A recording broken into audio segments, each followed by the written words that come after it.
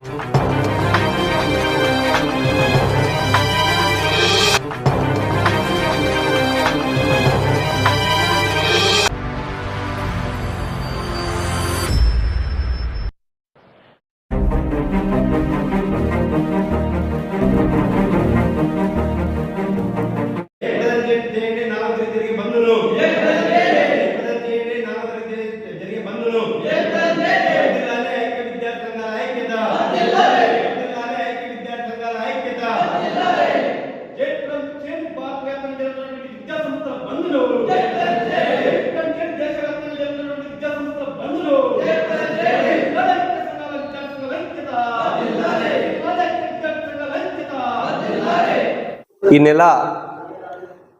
July 4వ తేదీన దేశవ్యాప్తంగా విద్యా సంస్థలను బంద్కు పిలుపునివ్వడం జరిగింది. ఐక్య విద్యార్థి సంఘాల ఆధ్వర్యంలో ఈరోజు కేంద్ర ప్రభుత్వం నుండి ఇవాళ నీట్ విద్యార్థులకి చాలా అవకతలతో ఇవాళ చాలా మంది విద్యార్థులకి చాలా మోసం చేస్తూ ఉన్నారు.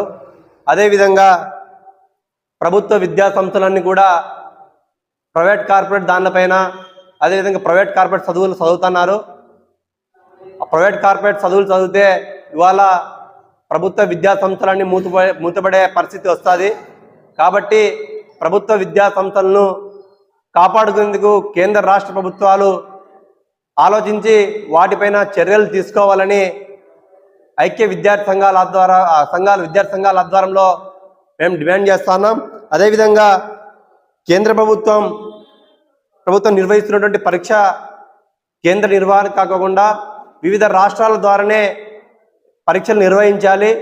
అదేవిధంగా ఎన్టీఏ సంస్థ ఉన్నటువంటి కేంద్ర విద్యాశాఖ మంత్రిని తక్షణమే రాజీనామా చేయాలని ఇవాళ ఐక్య విద్యార్థి సంఘాల ఆధ్వర్యంలో దేశవ్యాప్తంగా ఈ కొన్ని ప్రధానమైన డిమాండ్ల చేత బంద్కు పిలుపునివ్వడం జరుగుతుంది. కాబట్టి గుంతకల్ నియోజకవర్గ వ్యాప్తంగా ఉన్నటువంటి విద్యా సంస్థల యాజమాన్యం ఈ బంద్కు పూర్తిగా మద్దతు ఇచ్చి సహకరించాలని ఐక్య విద్యార్థి సంఘాల ఆధ్వర్యంలో మేము తెలియజేస్తున్నాం.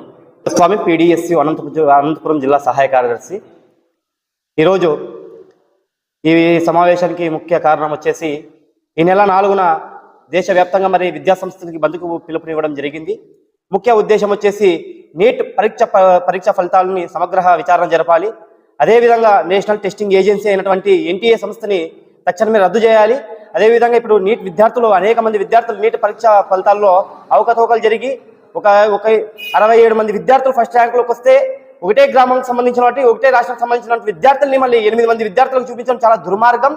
ఏదైతే ఈ విషయం పైన నీట్ విద్యార్థులకి పరిష్కారం చేసేసి విధంగా అదేవిధంగా వచ్చేసి కేంద్ర విద్యాశాఖ మంత్రి తక్షణమే రాజీనామా చేయాలి. అదేవిధంగా ఈ లీకేజ్ పేపర్కి ఎవరైతే బాధ్యతగా వహించారో వారిని కఠినంగా శిక్షించాలని చెప్పేసి సందర్భంగా తెలియజేస్తూ ఐక్య విద్యార్థి సంఘాల ఆధ్వర్యంలో మళ్ళీ ఈ నెల 4వ తేదీన మళ్ళీ విద్యాసంస్థలకు బంద్ పిలుపునివ్వడం జరిగింది. కావున గుంతకల్ నియోజకవర్గంలో ఉన్నటువంటి విద్యాసంస్థల యాజమాన్యాలు కూడా ఈ బంద్కు సహకరించాలని చెప్పేసి కోరుకుంటున్నాం.